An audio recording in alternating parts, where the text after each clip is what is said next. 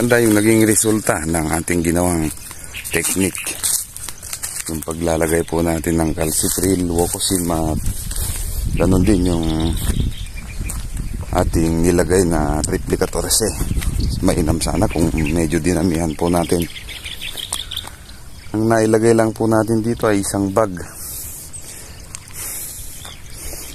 At kasarapan po ngayon na applyan po ng pamatay damo. Lalo na itong 26, talagang tumubo na po yung damo. Yan na yung mga damo, may kulasi. Yan, mahirap patayin talaga. May pechay pang tumubo. Kasi nasubugan natin ng pechay ito noon bago itong sibuyas na to. Ikutin saglit natin mga kabagis, at ito po ay a-applyan natin ng Oxyprime at Cleto-D. Ganon din ng machete. Yan, kasarapan po yung damo. Napuksain yan. Medyo pino pa. Kasi kapag lumaki na yan, medyo magiging matapang ng dosage po ng ating gagamitin na pamatay damo. Itong kabatuhan natin, oh, talagang nakaugat na. Tayong-tayo na. At ito po ay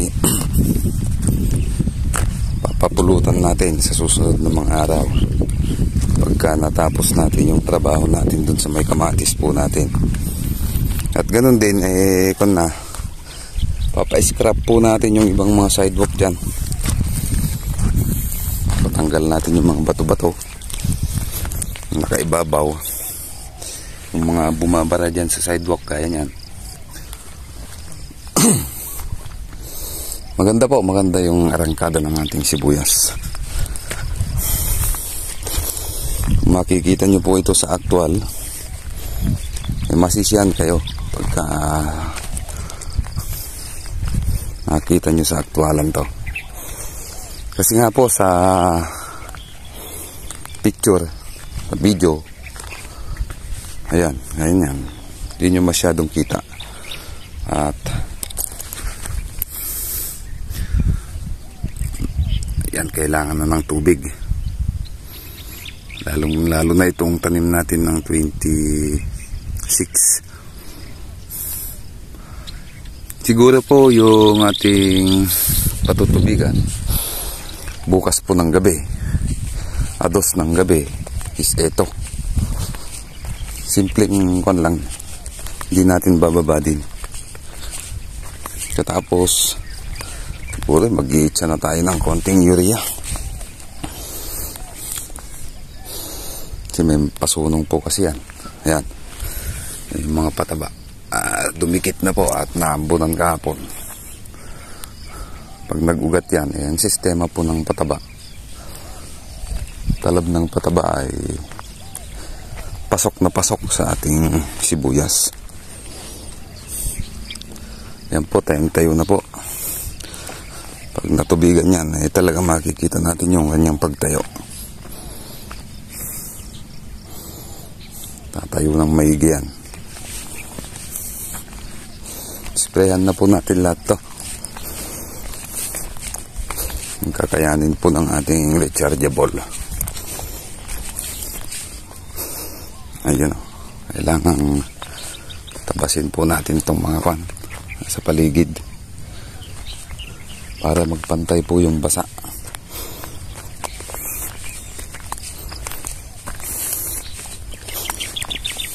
Ayan, lang natin kung may masasalok tayong tubig. Yun, meron. Yan po mga kabagis, ito yung nauna nating patanim, 26 ng umaga. Ito ng bulas, oh. Kulay green na yung sibuyas, nakakasip-sip na ng sustansya. Yan po ang gagamitin po natin mga kabagis. Oxyprime, machete at Cleto-D. Ang magiging timplada po nito ay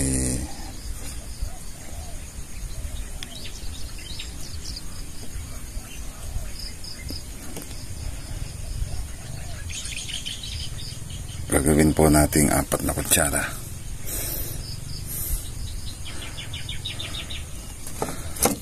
Kutsara ang gagamitin po natin dito sa OxyPrime. Sabihin ay 40 ml. Gawin natin 40 ml yan. At ito pong machete ay lalagyan natin ng 50. At yung plate ay 50 din. Okay, umpisahan na po natin at para hindi tayo tanghaliin sa ating pag-spray. Good day po, welcome sa ating channel. Kahit puyat tayo na magdamag nagpatubig ng kamatis at ibang portion po ng ating sibuyas, gawa nga po ng hindi pantay-pantay yung kanyang pagkatuyo, may nauna tayong tinubigan. Pagkatapos kaninang madaling araw ay may tinubigan tayong 5 block. December 26, 27, 28 po yung ating naging patanim. At bumilang po tayo ng ilang araw. 26, 27, 28, 29, 30, 31. 6 na araw sana yun. Kaya lang, pinagitnaan po natin. Ginawa nating 27 ang umpisa. 27, 28, 29, 30, 31, 1 and 2. Yung nauna natin 1 week. Yung pangalawa 6 days. Yung pangatlong tanim ay 5 days. Pero pinagsabay-sabay nating inisprayhan ng pamatay damo. Ang ginamit po natin ay OxyPrime at ang ginamit nating kahalo nun ay Cleto D at hinaluan din natin ng machete. Ito po ang naging resulta, mga kabagis. Yung mga damo po dito, ayan, yung makakapal na damo dito noon, wala na, patay na. Ayan, malinis na po yan, oh. Ayan, puro bato na lang natira. Oh, sunog po yung mga damo. Napakalinis. Yung yun na lang mga natira, yung medyo malalaking damo na yun, sunog. Ayun, oh, sunog po, oh. Yan. Yan po yung naging resulta po ng ating ginawang pag-spray. At naglagay po tayo dito noon, kung matatandaan nyo yung unang video natin sa unahan, ay naglagay po tayo ng Replica 14. At ngayon po, napaka ganda ng bisa ng mga pinaglalagay natin dyan. Yung calcipril at yung tawag dito, yung Wocosim granules, at ito po yung Replica 14. Meron pang hindi nalusaw. Yan po. Yan. Yan yung mga abonong nilagay natin noon, hindi pa lusaw hanggang ngayon. Kasi yung pagpapatubig natin dyan, hindi ganun kalakas doon sa naunang patubig natin. At napansin ko din po sa ating sibuyas, mga kabagis, meron na kaagad uod. Yan yung ating tanim. Maganda naman sa arangkadahan, kaya lang may mga uod. Kaya nito, yan o, yan, may mga uod-uod na siya. May nakita nga ako kaninang madaling araw na pudpud na po ng husto.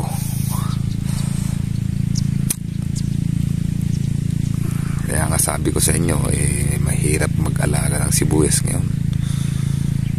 Dito sa aming lugar, dati ang pasok ng uod ng ganyan nasa buwan na ng katapusan ng January o kaya February. Ngayon po, pumasok na ang uod sa amin. Mula pa nung punla ito, marami ng uod. May mga tanim po dito na talagang napupudpud.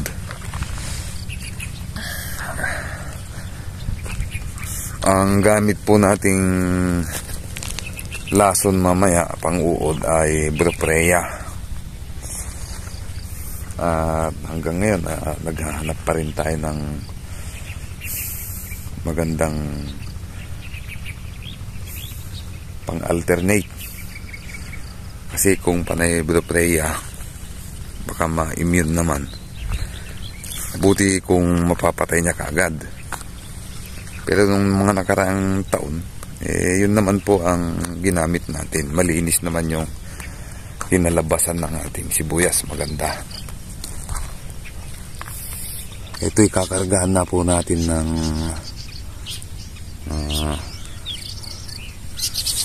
maggagayak po tayo ng kalahating bag ng urea at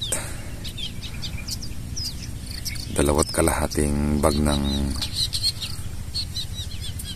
Replica 14. Ang ratio niya sa 3 kilo ay nagre-ratio ng 1 kilo, isang bag.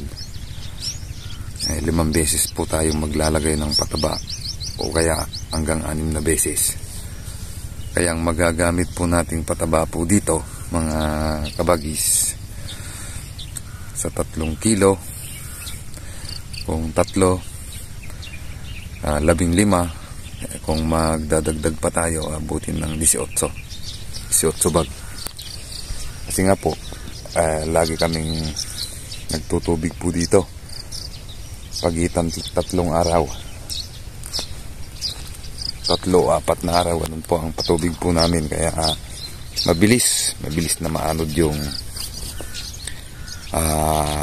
epekto ng pataba, sumasama dun sa tubig.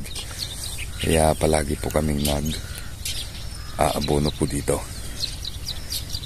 pagitan ng 2 tubig, nag-aabono po kami dito.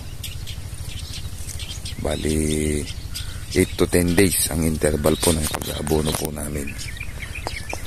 Kung 6-10 days, bawa sa 60 days, hanggang 60 days magkakarga tayo ng abono. Kung sa sitwasyon po natin ngayon ay kaya nating i-control yung mga uod. At yun na nga po, naipakita ko po sa inyo yung naging resulta ng ating pag-spray. At na-reveal ko na rin sa inyo yung mga ibang gagawin pa natin. Abang-abang na lang po sa iba't ibang klase pa ang gagamitin po natin pataba at lason.